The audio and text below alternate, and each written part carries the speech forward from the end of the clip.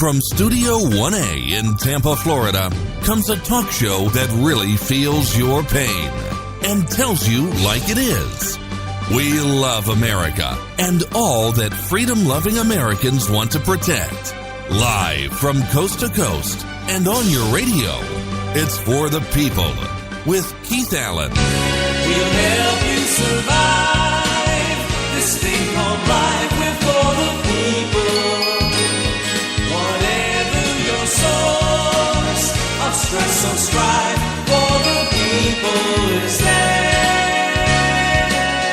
Well, hello, Mr. and Mrs. America. I am Keith Allen and proudly welcoming you to this Thursday's edition of For the People on August the 24th, 2017. How are you? Do you have the winning ticket from last night's Powerball? Well, if you did, you do have to have purchased that in Massachusetts. The winner gets, $758.7 million jackpot. Of course, he's got to pay Uncle Sam some of that money. Actually, a lot of that money, as a matter of fact. But he was at Handy Variety in Watertown, Massachusetts. That's where this winner picked up this Powerball ticket, and wow, big payout here. A lot of people were playing all over the United States. The largest grand prize won by a single lottery ticket in U.S. history were 6, 7, 16, 23, and 26, and the Powerball number was 4. Now, the Massachusetts State Lottery initially said that the winning ticket was sold at Handy Variety in Watertown, located just outside of Boston. But here's where the confusion happened. That's what was posted. It confused me. But the issue was corrected about 7:50 this morning, saying that the ticket that won the Powerball jackpot was actually sold in Chicopee. So there you go, Chicopee, but it was in Massachusetts. So there you go. Sole winner of the jackpot likely will pay 40% or more in taxes, with federal income taxes representing 25% in state taxes. They vary depending on the location of the winner. So the winner will likely have to pay about, check this out, $300 million in taxes. But the current jackpot refers to the annuity option, doled out in 30 payments over 29 years, increasing 5% annually, or a lot of people like this, one lump sum in cash, which in this case would be $480.5 million. I think that that would be very cozy, very, very cozy.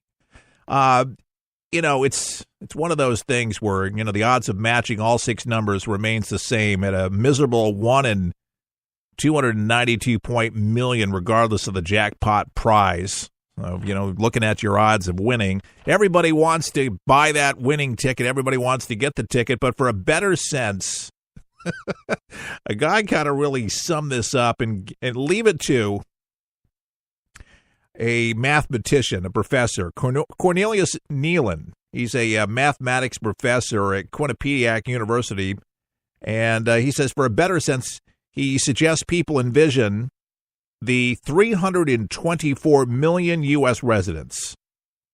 Your chance of winning is roughly comparable to being that one lucky person out of the entire population, with everyone else losing. This is Cornelius Nealon, mathematician professor at Quinnipiac University. Put that odds in perspective by noting that they're about the same as flipping a coin and getting heads 28 times in a row. Wow. Unbelievable. What kills me, though, is the folks that win the lottery not once, not twice, but sometimes even 3 times. It's the same people that go into the casino and touch a machine and it starts paying off. I used to work in a casino when I was working radio in Memphis, in Tunica. I used to give away the cars and all that in my early 20s. And, I learned a little when I was working there, with the casino host and them paying off and players and people would watch the machines, for how much they would actually feed the machines. And then these players would watch, for hours at a time, watch people just load the machines because they got to get fat enough to pay. There has to be enough money in the bank, so to speak, in the casino. And then you'd get these folks that would just step up to the machine and start feeding it maximum coinage.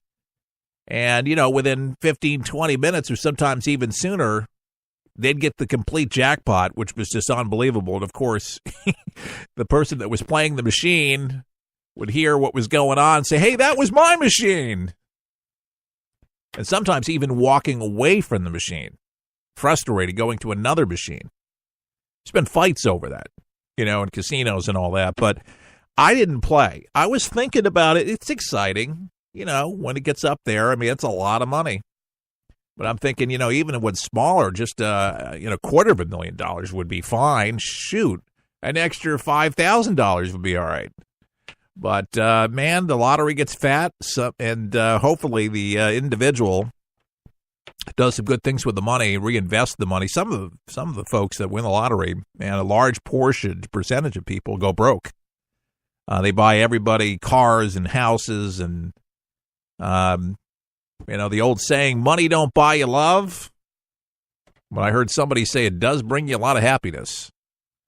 But a lot of people find heartache, too, if they don't have things under control when they're broke, and whatever little they have, it just becomes a bigger nightmare. And especially with relationships with, you get a barrage of people that are going to be knocking on their door asking for money. Everybody, hey, remember me? I was your cousin. We lost touch. And, hey, remember me? I heard about you in the newspaper. Yeah, a lot of problems. Probably not the problem, but how would you handle that? How would you handle that? I mean, how would you contain it? Would you tell everybody that you won the lottery? I mean, if, maybe they wouldn't know, or you're in the state newspaper and then they see your picture, they'd be knocking on your door. But for some reason, if you were able to evade that and people didn't monitor the news that much, then you might be able to undercover. But a lot of people, they just go out buying new cars and new houses, and pretty soon people's like, what's going on here? How do these folks sound, there's something going on. So people inquire and find out, wow, this guy's like a gazillionaire. Anyways, it's fun to dream. I think that's why people, play the lottery. I know some people that really get lucky with scratch-offs. This guy named Tom Reitz. He's up there in Neenah, Wisconsin. And Kay used to actually, Tom's wife, Kay Reitz, actually produced for Chuck when Chuck actually hosted the broadcast.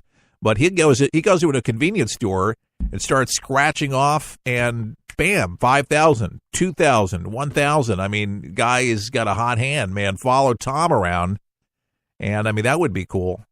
But he's constantly winning, constantly. Some people just have all the luck. Apparently, Tom has just got it. Some people are just not so lucky. People like that? Hang out with the people that got the hot hand. Follow them around. That's the ticket. By the way, talking about money, the number of Americans filing for unemployment benefits rose less than expected last week. And that suggests that further tightening in labor market conditions, according to Fox Business. And they say the initial claims for state unemployment benefits increased 2,000 to seasonally adjusted 234,000 for the week ended August 19th, according to the Labor Department. And data for the prior week was unrevised. So claims have now been below 300,000, threshold associated with a robust labor market, for 129 consecutive weeks. That is the longest such stretch since 1970, when the labor market was smaller. An economist polled by Reuters had forecast claims rising to 238,000 in the last week. The 4-week moving average of claims considered a better measure of labor market trends as it irons out a week-to-week. Voluntary fell to 2,750 to 2,3750 last week, the lowest level since May. But here's the one thing that I accentuated here. The U.S. central banks is likely to hold off rising interest rates again until December as inflation continues to undershoot its 2% target, even as the labor market nears full employment.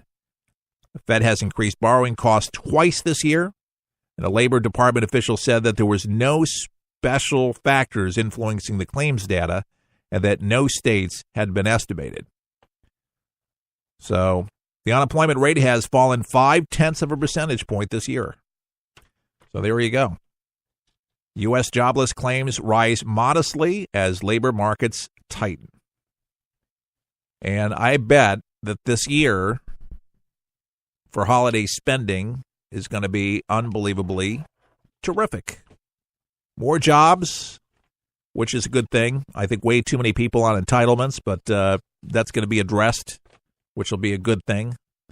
More jobs, more better paying jobs. That's a beautiful thing. I think it's going to happen. This is always amusing when Merkel, the German chancellor, Angela Merkel, she's giving advice to Donald Trump about his America First policy. She's saying, wait a second here, that's all well and good. She says many in the U.S. mistakenly view globalization as one of the country's success at the expense of others, instead of an opportunity that can allow everyone to win. Lady, that's one way of looking at it, and that's how a lot of people look at it. And it's not been a winning situation, and thank you very much for trying to dictate American policy, but America's going to do what they're going to do. You don't want anybody coming over to Germany telling you what to do. And, man, do they got a problem with immigrants over there taking over and wreaking havoc? I would not want to be over there. Thanks, but no thanks. You got egg on your face as it is, but I just thought it was amusing to criticize us for Donald Trump's American First attitude. Promoting, she says, it might hurt the United States in the long run. An American that doesn't bother with anything in the world but only itself will not be a great America. All right, well, thank you. It's always America to the rescue. It's always America that goes to the defense of others. It hasn't been a major case, but humanitarian efforts, we rival the world still for humanitarian aid and effort. With all our efforts with the Coast Guard, with the Marines, we kick butt and spend more money and more resources in our churches with missions and adoption and feeding people and humanitarian efforts with Doctors Without Borders. I mean, it's unlimited. We are the most generous nation on the planet. And I think that's one reason why paying it forward, why God has blessed us immensely, is that there's a lot of really amazing people that have given to a lot of terrific causes to try to really bring the gospel around the world, not just here, but all over the planet, literally by feeding people, clothing people, repairing people with surgery and dentist work, and the AIDS crisis in Africa. Supposedly, AIDS is not the leading killer in Africa anymore. You know what it is? Respiratory disease. Yeah, respiratory diseases and stuff like that. So that's unfortunate. But AIDS is not the leading killer over there anymore. And we have put hundreds of millions of dollars into that effort trying to help the folks in Africa manage that a little bit better.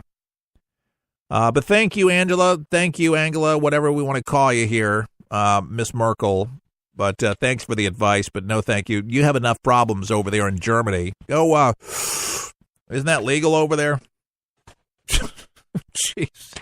I mean, you know, everybody's got this advice for Donald Trump. And, you know, quite frankly, it's sometimes amusing. Sometimes it's just, it angers me. Because people say, are you the defender of Donald Trump? I'm like, I voted for him. And so when you vote for somebody and he's your president,